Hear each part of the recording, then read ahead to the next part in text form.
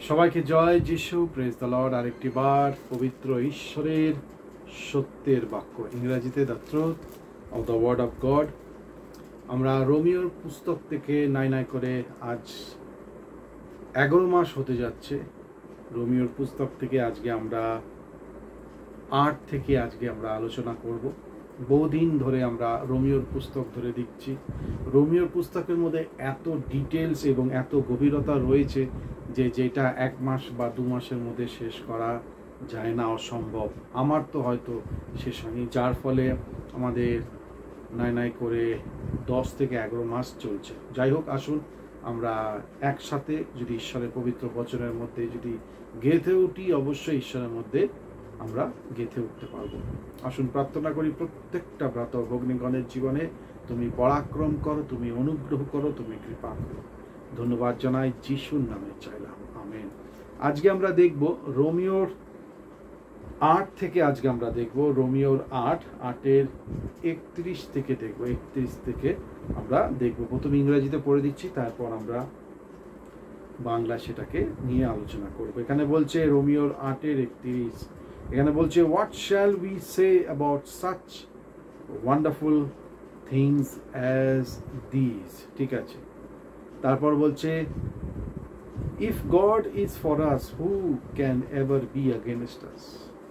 তো তাই আমাদের পৌল বলছে যে what shall we say about such wonderful things, মানে তার আগে যদি আমরা দেখি রোমিওর 8-এর আমরা যদি দেখি 26, 27, 28, 29, এই সব কিছু বলেছে যে ঈশ্বরের প্রভু যিশুর যেই ক্রুশের যেই কাজটা রয়েছে সেইটা নিয়ে যখন আমরা এগিয়ে চলব, তার জীবনে প্রত্যেকের জীবনে পরাক্রম হবে। তবে কাদের জীবনে পরাক্রম হবে? যারা তাকে প্রথমে রাখবে, যারা তার বাক্য বচন মেনে চলবে। এইবার বলছে 31-এর মধ্যে হোয়াট শ্যাল উই সে, আমরা আর কি বলবো? এত সুন্দর সুন্দর যা কিছু ঘটনা লিখিত রয়েছে সেইটার বিষয়ে বলছে। এইবার এখানে আমাদেরকে বলছে if God is for us, if God is for us who can be against আস।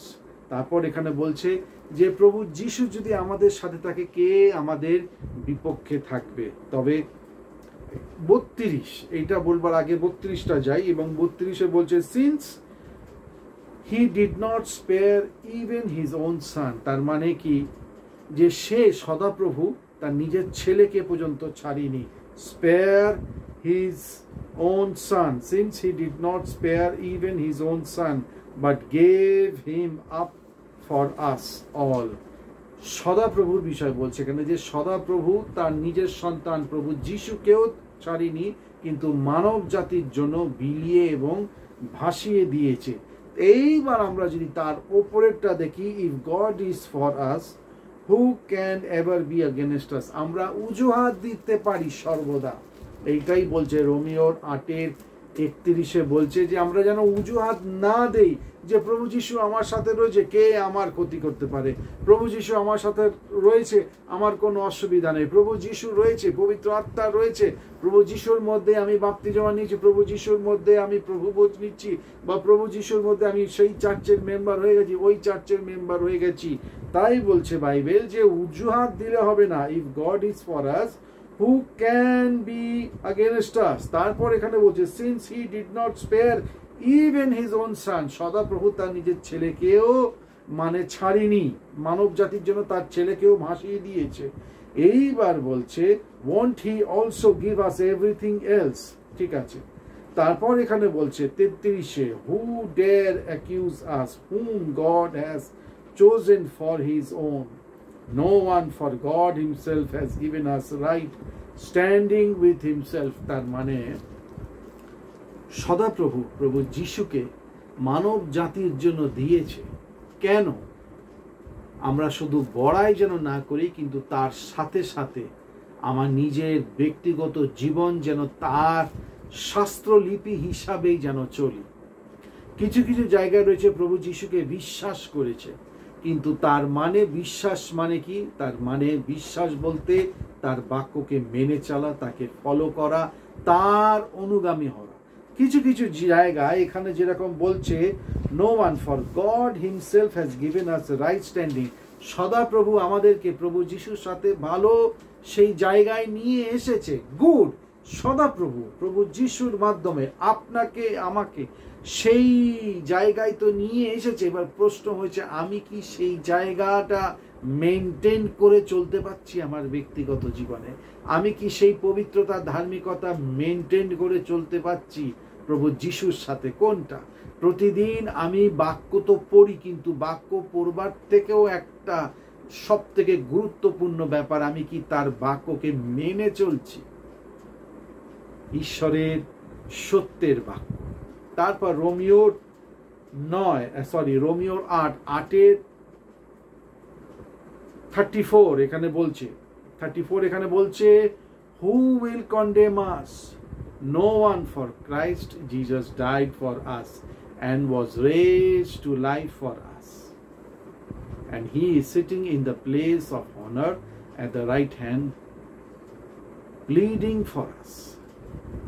তার মানে কি দাদা? তার মানে হয়েছে প্রভু যিশু 34 বলছে, রোমিওর 8:34-34 বলছে যে প্রভু যিশু আমাদের জন্য মৃত্যু হয়েছে এবং পুনরুত্থিত হয়েছে। তারপর সে এখন কি করছে? সে তার পিতার ডান পাশে বসে রয়েছে, আপনার এবং আমার জন্য প্রার্থনা করছে। কিসের জন্য প্রার্থনা করছে? যেন আপনি আর আমি যেইভাবে শাস্ত্রলিপি বলছে সেই অনুসারে যেন চলি। আপনি আর আমি যেইভাবে বাক্য বলছে, পৌলের যা যা কিছু শিক্ষা নতুন নিয়মের মধ্যে রয়েছে, সেই সব কিছু আমরা যেন মেনে চলতে পারি। ভ্রান্ত শিক্ষার থেকে আমরা যেন এগিয়ে, আমরা যেন বেরিয়ে আসতে পারি। অনেকে বলবো, হ্যাঁ দাদা আমি ভ্রান্ত শিক্ষার মধ্যে নেই, কিন্তু খুব সাবধান। প্রতিটা জায়গায় ভ্রান্ত শিক্ষা, প্রতিটা জায়গায় ভুল শিক্ষা দেওয়া হচ্ছে। তবে আমি যদি সত্যটাকে যদি নিয়ে চলি, পবিত্র আত্মা আপনাকে আমাকে রাস্তা দেখাবে এবং সেই ভ্রান্ত শিক্ষার থেকে আপনাকে আমাকে দূরে সরাবে। কেন প্রভু যিশু তার পিতার ডান পাশে বসে কি প্রার্থনা করছে আপনার জন্য, আমার জন্য? সেই প্রার্থনা করছে আমরা যেন না ছাড়ি আমাদের আশা, আমাদের প্রত্যাশা, আমাদের পবিত্রতা, আমাদের ধার্মিকতা, সে যেই পৌলের মাধ্যমে লিখেছে, যেন সেই সব কিছু আমরা যেন মেনটেন করে চলতে পারি। এর জন্য সদাপ্রভু আপনার জন্য, আমার জন্য প্রার্থনা করছে, আমরা যেন বিশ্বাস থেকে বেরিয়ে না আসি।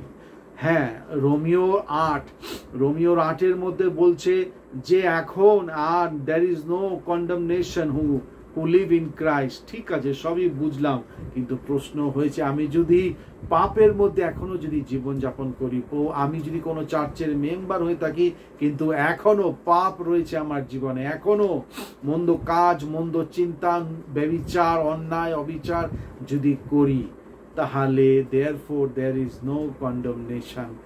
তা ঠিক, কিন্তু তার সাথে সাথে there is condemnation, সেইটা আমার জীবনে লাগু হবে। আমাদের জীবনে নো কন্ডেমনেশন, যদি সেই পুরনো পথে এখনো যদি চলি, আমার জীবনে ভেদভাব, বিচার আসছে।